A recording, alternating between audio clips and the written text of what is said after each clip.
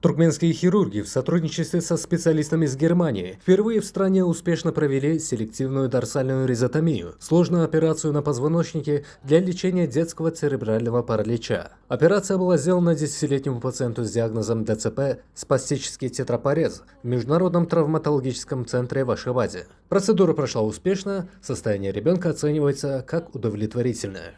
Ризотомия является высокотехнологичным нейрохирургическим вмешательством, направленным на снижение мышечной спастичности, что позволяет значительно улучшить двигательные функции у пациентов с ДЦП.